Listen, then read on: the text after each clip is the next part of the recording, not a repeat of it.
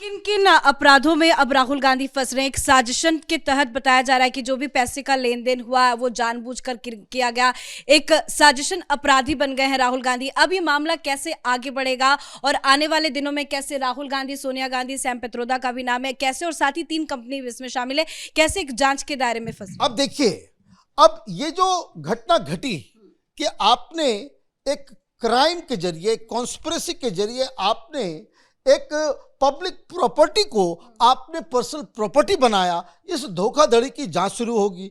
तो एफआईआर में सबसे पहले आप ये समझिए कि कौन कौन से लोग हैं। इसमें सोनिया गांधी आरोपी नंबर 1 है। आरोपी नंबर 1 इसलिए उनको बनाया गया क्योंकि जिस समय का ये केस है उस समय सोनिया गांधी कांग्रेस पार्टी की अध्यक्ष थी। आरोपी नंबर 2 राहुल गांधी हैं। वो इसलिए क्योंकि राहुल गांधी यंग इंडियन से जुड़े हुए हैं, सोनिया गांधी भी जुड़ी हुई है। दोनों के पास 76% जो यंग इंडियन है उसका जो है वो स्टेक्स है। तो ये दोनों माँ बेटे जो है वो इसमें फंसे।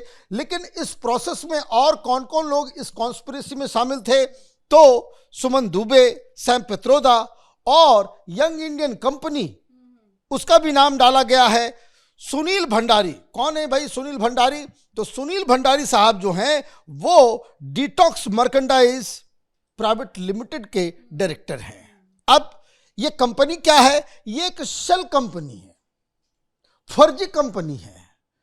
ये ब्लैक मनी को व्हाइट करने के लिए और इस तरह की कंपनी। और ये कहाँ है? ये कोलकाता में है। और मैं आपको बता दूं, इस कंपनी के एड्रेस पे, जो एड्रेस दिया गया, उस एड्रेस पे जब जांच पहुंची तो मालूम चला वहां तो कोई इस नाम की कंपनी नहीं है, सिर्फ बोर्ड टंगा हुआ है, कंपनी का नाम लिखा हुआ है, लेकिन अंदर कोई ऑफिस नहीं है, वो गेस्ट हाउस है। और उस गेस्ट हाउस, और 20 साल से वो बने। मतलब ये है कि कलकत्ता के अंदर कम से कम 10,000 इस तरह की शेल कंपनियां हैं जिसके जरिए ब्लैक मनी को व्हाइट मनी, व्हाइट मनी को ब्लैक मनी दिए। आप देखिए, ये कहानी आई थी कि 4 इस तरह की शेल कंपनियों से पैसा इधर से उधर करने का, कि पैसा ट्रांसफर होता नहीं है, कुछ आता नहीं, कुछ जाता नहीं, लेकिन कागज पे सब कुछ जो है वो तैयार कर लिया जाता है। तो ये केजरीवाल का दाहिना हाथ सत्येंद्र जैन, उसको इसके ऊपर भी जो लगा, इसी तरह के सेल कंपनियों से पैसे लेने और देने के मामले में वो जेल में रहा इतने दिनों तक।